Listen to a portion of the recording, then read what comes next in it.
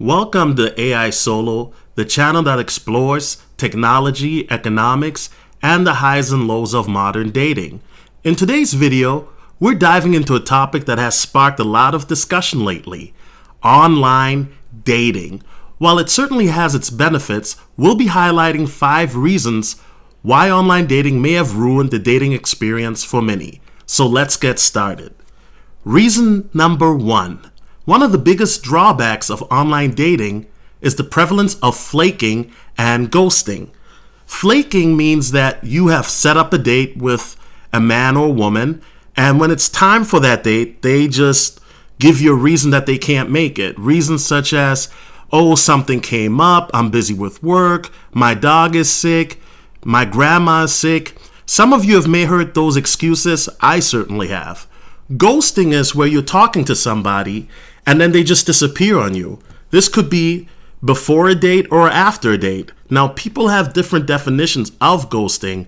My definition is if you and I have met already and then you disappear with no reason at all, that is ghosting. Let's talk really quickly some statistics here. According to a study by BankMyCell.com, 26% of women have ghosted somebody and 29% of women have been ghosted. On the flip side, 15% of men have ghosted somebody and 20% of men have been ghosted. Now, 82% of women have been involved in ghosting. That means that they've either ghosted somebody or they've been ghosted or both. On the flip side, it's about 71% for men. Now, what are the reasons for ghosting? 50% of women ghosted to avoid confrontation with someone. Now, what I deem that to mean is that they never had intentions of meeting somebody in the first place. A lot of women like to use dating apps for attention and free validation. Where on the flip side, 38% of men ghosted to avoid confrontation with someone. 17% of women ghosted people for not living up to their profile photos. A common complaint is that men are not their height and that men are overweight. On the flip side, 28% of men ghosted people for not living up to their profile photos. A common complaint for men is that women are overweight and that they're using older pictures. Now, 10% of women ghosted people that became too clingy or needy. On the flip side, it's 16% of men that ghosted people that became too clingy or needy. Now let's go to reason number 2. Lack of effort. Another issue stemming from online dating is the decline in genuine effort. With an abundance of potential matches available, some people may become complacent and less willing to put in the time and effort needed to build meaningful connections. Online interactions can often feel superficial and shallow, with many individuals engaging in small talk and failing to invest in getting to know each other on a deeper level. The lack of effort can leave people feeling like they are just another swipe or message in a sea of options. Now, it's important to note that according to a study, Tinder has a ratio of 21.9% of women, which Tinder's a popular dating app, and there are 78.1% of men. Badoo has 35% women, 65% men. Bumble, which is a female dating app where the woman has to initiate conversation, but there are men there as well, obviously, has 43% women and 57% men. Now, Tinder is the most popular dating app with 27.6% of people using Tinder. Bumble is number 2 at 18% and Badoo is third with 15%. Why do those numbers matter? Well, if you're a beautiful woman or you're just an average woman on a dating app, on Tinder, there are 3 times as many more men as there are women. And there are a lot of men, let's be honest, that are willing to date down. There are a lot of men that, for example, you have a guy that's a 9. In the real life, he may not approach a woman that's a 6 or a 5, but on Tinder, he probably is most likely to do so. Same with other dating apps. Now, you have women that in the real world, they wouldn't have that guy approach them. But on dating apps, they can meet that guy. So this makes women even more pickier than in the real world because they're going off of pictures and shallow things. And this makes guys more desperate on dating apps because now they have to punch down just to get a match. Now let's go to reason number 3. Insane standards set by social media. Social media plays a significant role in shaping our perceptions of beauty and desirability, and this can have detrimental effects on dating.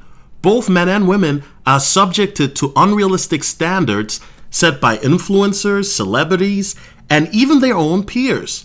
Online dating platforms often exacerbate this issue as people tend to showcase their most polished and perfect selves, creating an illusion that everyone should strive for flawlessness. This pressure to measure up to this unattainable standard can lead to low self-esteem, body image issues, and ultimately affect the dating experience. Now, there was a controversial survey that came out about a decade and a half ago by OkCupid, which is another dating platform. Now it's a dating app, where women said that 80% of men were unattractive or below average. This study was so controversial that OkCupid recently took it down from their blog website. So imagine 80% of men are not even deemed as average.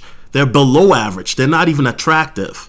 Meanwhile, what this study can't factor for in real life is when you approach a woman, she can see your smile, she can smell your cologne, she can see your personality. By engaging with her, you can show her how charismatic and funny you are. On online dating apps, unfortunately, it's based off of superficiality and looks, and this is why you have a lot of women that are known as serial daters, meaning that they go on a lot of dates, but they never find a boyfriend or husband, and this leads to a lot of men who don't get a lot of dates, who are frustrated, and end up giving up on online dating. Reason number 4, unrealistic standards due to the paradox of choice. The paradox of choice is a phenomenon that occurs when individuals have too many options, making it difficult to make a decision and ultimately leaving them unsatisfied with their choices. In the context of online dating, this means that despite having access to a vast pool of potential partners, people may find themselves constantly searching for something better, fearing they might miss out on the perfect match. The abundance of options can create a mentality of always seeking something better, making it challenging to develop a meaningful connection with someone. And because of the paradox of choice, this is why you see people having lack of effort, as I mentioned before previously, and flaking and ghosting as well. Reason number 5. Lastly, online dating has in some ways diminished the quality of personal connections. While it's true that online platforms have brought people together, the reliance on technology has also made face-to-face interactions less frequent and meaningful. It's easy to hide behind the screens, carefully curating our online personas and missing out on the nuances and chemistry that can only be experienced in person. As I mentioned before, if you're a guy with a great sense of humor, it may not translate very well via text messages. I, for example, I consider myself somewhat funny, but sometimes my sense of humor may go over a woman's head because she's interpreting my joke in her voice, not in my voice, if that makes sense. The over-reliance on online communication can hinder the development of true intimacy and connection.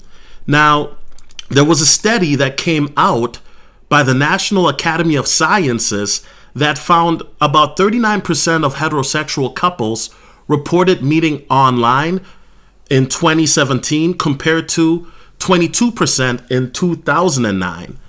Online dating will become more prevalent, and since the CV-19 situation has become more prevalent, as meeting people in person now, there's this fear of, do you have the virus? Or people tend to be more antisocial, where you see people's social skills have diminished because of the rise of dating.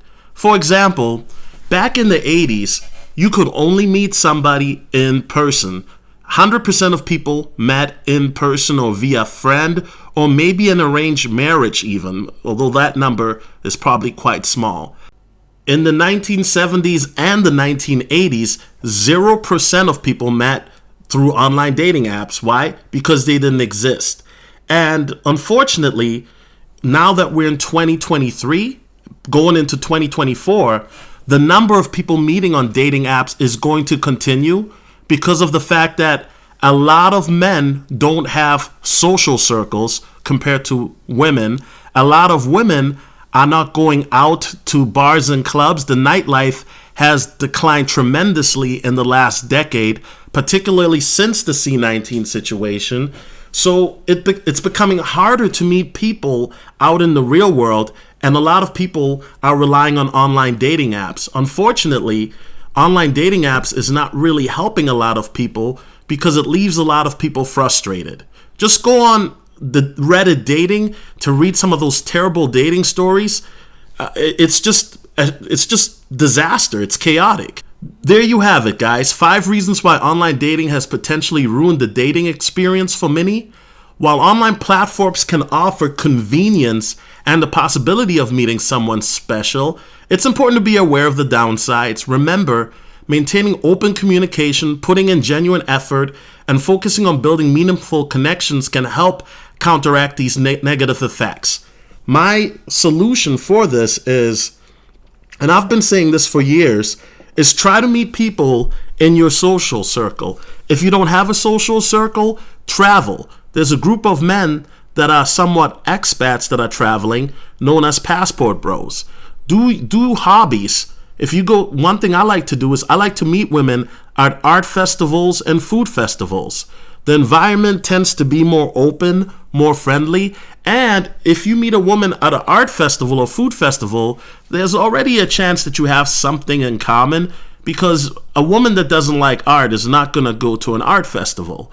Now, the reality is dating has become hard and difficult nowadays. However, my recommendation would be, once again, level up, not just with your social circle, but also physically, mentally, spiritually, and financially. When you become your best self, then you will get more options. For example, a few years ago, I lost 60 pounds. I instantly started to get more dates with women, and I noticed that I also had women that were more interested in me, that were prettier. So work on becoming your best self. Let me know your thoughts in the comments below. Don't forget to subscribe. Also, please share the video. Thank you for watching the video. Until next time, toodles!